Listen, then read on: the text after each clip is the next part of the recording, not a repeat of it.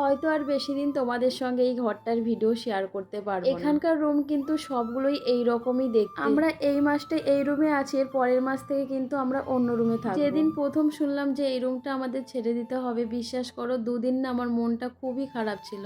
আমরা যখন এই রুমটায় প্রথম ঢুকে, এই রুমটা কিন্তু এতটাই পরিষ্কার ছিল না, নিচে উপরে অনেক নোংরা লাগানো ছিল, সবগুলো আমি রোজ একটু একটু করে পরিষ্কার করেছি। বেশি নোংরা ছিল রান্না করার জায়গাটা আর বাথরুম। আমার হাজবেন্ড তো আমাকে বলছিল আরো পরিষ্কার করো বেশি বেশি করে। তোমরাই বলো তো, যেই জায়গাটায় থাকবো সেই জায়গাটা যদি পরিষ্কার পরিচ্ছন্ন না থাকে তাহলে কি সেখানে ভালো লাগে? কলকাতা আসার পর আমার সাথে এই নিয়ে 3বার হলো রুম পাল্টানো। আমার তো ইচ্ছা করে ঘরের জন্য অনেক কিছু কিনি, কিন্তু জানো তো এর জন্যই না আমার ঘরের জন্য কোনো কিছুই কিনতে ইচ্ছা করে না। এই ঘর পাল্টানোর জন্য অনেক সময় অনেক জিনিস ফেলে যেতে হয়, অনেক জিনিস কিন্তু আবার নষ্টও হয়ে যায়। ভেবেছিলাম যে পরের মাসে একটা আলমারি কিনবো, এখন ভাবছি যে কিনবো কি কিনবো না। তোমরা একটু জানিও তো কি করলে ভালো হবে। অনেকের রুম দেখে কত সুন্দর সাজানো গুছানো, জানো তো আমারও কিন্তু ইচ্ছা করে।